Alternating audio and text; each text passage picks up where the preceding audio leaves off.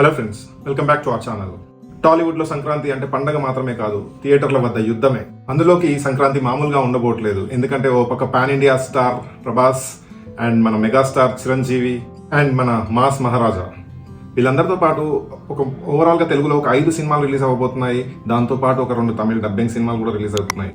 అయితే ఈ సంక్రాంతికి ఏ సినిమాలు వస్తున్నాయి, ఎవరెవరి సినిమాలు ఏ డేట్ లో రిలీజ్ అవుతున్నాయి అండ్ ఎవరు ఎలా పర్ఫామ్ చేయబోతున్నారు, ఆ విషయాలన్నీ మనం ఈ రోజు ఈ వీడియోలో తెలుసుకుందాం. Let's get started.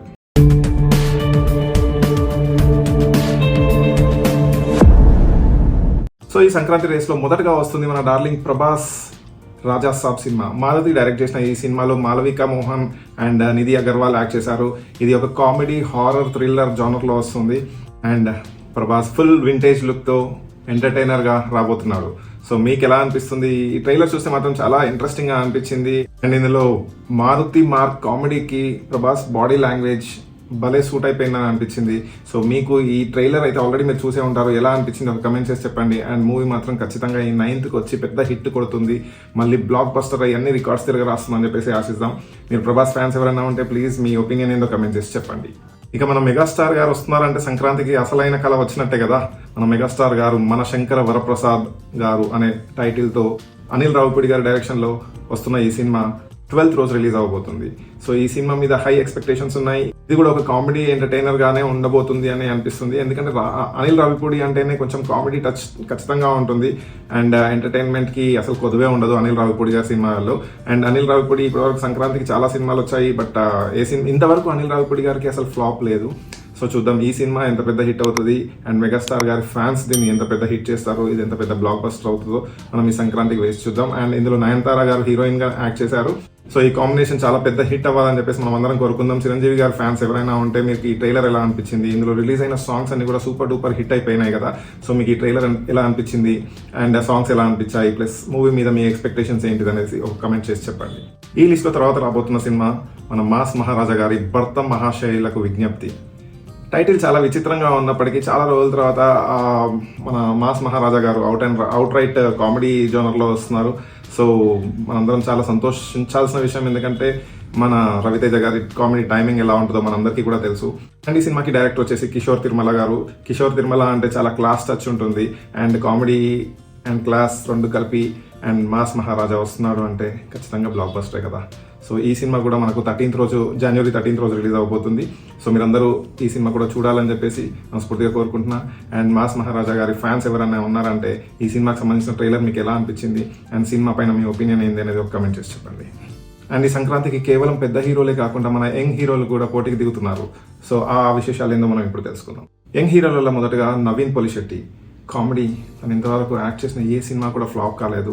టైం తీసుకొని అయినా సరే స్టోరీ బాగుండి కామెడీ బాగుండేలాగా చూస్ చేసుకొని మరి చాలా టైం తీసుకొని మరి సినిమా చేస్తూ ఉంటాడు నవీన్ పొలిశెట్టి. సో ఆ నవీన్ పొలిశెట్టికి సంబంధించిన అనగనగా ఒక రాజు అనే సినిమా 14th Jan రోజు రిలీజ్ అవుతుంది, అది కూడా సంక్రాంతికి. సో ఈ సినిమా మీకు ఖచ్చితంగా మిమ్మల్ని ఎంటర్టైన్ చేస్తామని చెప్పేసి అనుకుంటున్నాను. ఇది కూడా కామెడీగా ఉంటుంది అండ్ నవీన్ పొలిశెట్టి టైమింగ్ ఎలా ఉంటుందో మీ అందరికీ తెలుసు కదా. జాతి రత్నాలు దగ్గర నుండి అంతకన్నా ముందు కూడా, బట్ జాతి రత్నాల్లో తన టైమింగ్ అందరికీ ఎంత ఇష్టమో మనందరికీ తెలుసు. సో ఈ సినిమా కూడా అనగనగా ఒక రాజు కూడా అంతే పెద్ద బ్లాక్ బస్టర్ కావాలని చెప్పేసి మనం అందరం కోరుకుందాము. అండ్ నవీన్ పొలిశెట్టి ఫ్యాన్స్ ఎవరైనా ఉంటే మీ ఒపీనియన్ కమెంట్ చేసి చెప్పండి. అండ్ తర్వాత యంగ్ హీరోలలో రిలీజ్ అవుతున్న ఇంకో సినిమా నారీ నారీ నడుమ మురారి. మన శర్వానంద్ యాక్ట్ చేశాడు ఈ సినిమాలో. ఇది కూడా ఒక కామెడీ జోనర్లోనే వస్తుంది. సో ఈ సినిమా వచ్చేసి శర్వానంద్కి చాలా రోజుల నుండి హిట్ లేదు కదా. సో ఈ సినిమా తనకు కూడా ఒక పెద్ద హిట్ ఇవ్వాలని చెప్పేసి కోరుకుందాం. సో నారీ నారీ నడుమ మురారి కూడా 14th రోజు రిలీజ్ అవుతుంది. అండ్ ఈ సినిమాతో పాటు ఒక 2 తమిళ డబ్బింగ్ సినిమాలు కూడా రిలీజ్ అవుతున్నాయి. అందులో మొదటగా సేమ్ మన రాజా సాబ్ రిలీజ్ అయిన రోజే జననాయకుడు రిలీజ్ అవుతుంది. జననాయకుడులో మన విజయ్ తలపతి యాక్ట్ చేశారు అండ్ అందులో పూజా హెగ్డే హీరోయిన్ గా ఉంది. అండ్ జననాయకుడు వచ్చేసి భగవత్ కేసరి రీమేక్ అని చెప్పేసి అంటున్నారు. అది 100% రీమేక్ లాగానే అనిపిస్తుంది ట్రైలర్ చూసిన తర్వాత కూడా, బట్ వాళ్ళు వచ్చేసి చాలా చేంజెస్ చేసామని చెప్పేసి అంటున్నారు. ఈ సినిమాని కూడా మనం ఎంకరేజ్ చేయాలి అంటే ఫస్ట్ ఆఫ్ ఆల్ మన రాజా సాబ్ ని పెద్ద హిట్ చేయాలి, తర్వాతనే మనం ఈ సినిమా గురించి ఆలోచించాలి. అండ్ ఈ జననాయకుడు సినిమా అనేది ఒక పొలిటికల్ డ్రామాగా ఉండబోతుంది. అండ్ ఈ సినిమా విజయ్ తలపతికి లాస్ట్ సినిమా అని చెప్పేసి అంటున్నాడు, బట్ ఇది లాస్ట్ సినిమా అవుతుందా అవ్వదా అని చెప్పేసి తన పొలిటికల్ కెరీర్ మీద డిపెండ్ అయి ఉండొచ్చు. మేబీ ముందు ఒకవేళ పొలిటికల్ గా అంత సక్సెస్ కాలేకపోతే మళ్ళీ సినిమాల్లోకి వచ్చే ఛాన్స్ అయితే డెఫినెట్ గా ఉంటుంది. జననాయకుడు తర్వాత వస్తున్న మరో dubbing cinema Parashakti. Sudha Kongara direct చేసిన ఈ సినిమాలో Sivakarthikeyan hero and Sreeleela heroine గా నటిస్తుంది. అండ్ ఈ సినిమా వచ్చేసి 10th రోజు రిలీజ్ అవుతుంది. సో ఈ సినిమా ఎంత పెద్ద హిట్ అవుతుంది అని చెప్పేసి మనం ఏం చెప్పలేము దీని గురించి, ఎందుకంటే ఇది తమిళ డబ్బింగ్ సినిమా కాబట్టి ఫస్ట్ మన తెలుగు సినిమాలకి ప్రిఫరెన్స్ ఇవ్వాలని చెప్పేసి నేను కోరుకుంటున్నాను. ఈ సినిమా చూడాలనుకుంటే మనం తర్వాత మెల్లిగా అయినా చూసుకోవచ్చు, కానీ మన తెలుగు సినిమాలకు మాత్రం ఎలాంటి లాస్ రాకూడదు అని చెప్పేసి నేను కోరుకుంటున్నాను. ఒకవేళ ఈ సినిమాలు బాగా ఆడి మన సినిమాలు ఆడకపోతే మన ఇండస్ట్రీకి ఒక 3 నుండి 400 కోట్ల నష్టం జరిగే అవకాశం ఉంది. కాబట్టి దయచేసి మీరు అందరూ కూడా తెలుగు సినిమాలని ఎంకరేజ్ చేయాలని చెప్పేసి కోరుకుంటున్నా. తెలుగు సినిమాలతో పాటు తర్వాత మనం తమిళ సినిమాలు కానీ ఇంకా వేరే పాన్ ఇండియాలో సినిమాలు ఏవైతే వస్తున్నాయో అవి చూడొచ్చు. బట్ ఏంటంటే ఫస్ట్ ప్రిఫరెన్స్ అయితే మనం ఎప్పుడు కూడా మన లాంగ్వేజ్కి ఇవ్వాలి, మన గడ్డకు మనం ప్రిఫరెన్స్ ఇవ్వాలి. కాబట్టి తెలుగు సినిమాలు అన్ని చూసిన తర్వాతనే మీరు తమిళ సినిమాల గురించి ఆలోచించాలని చెప్పేసి నేను మనస్ఫూర్తిగా కోరుకుంటున్నాను. సో చూశారు కదా, ఈ సంక్రాంతికి 7 సినిమాలు రాబోతున్నాయి. ఈ సినిమాలు ఏ థియేటర్లో రిలీజ్ అయితే థియేటర్ ప్రాబ్లమ్స్ సంగతి పక్కకు పెడితే ఆడియన్స్కి మాత్రం ఫుల్ మీల్స్ ఉండేలాగానే ఉంది. సో ఈ సినిమాలలో మీకు ఏ సినిమా నచ్చింది, మీరు ఏ సినిమా చూడాలనుకుంటున్నారు అని చెప్పేసి ఒక కమెంట్ చేసి చెప్పండి. వీడియో కనుక మీకు నచ్చినట్టయితే ప్లీజ్ లైక్ చేయండి, మీ ఫ్రెండ్స్కి షేర్ చేయండి అండ్ సబ్స్క్రైబ్ చేయడం మర్చిపోకండి. చివరిగా నేను మీకు ఒక ఇన్ఫర్మేషన్ ఇవ్వాలనుకుంటున్నాను.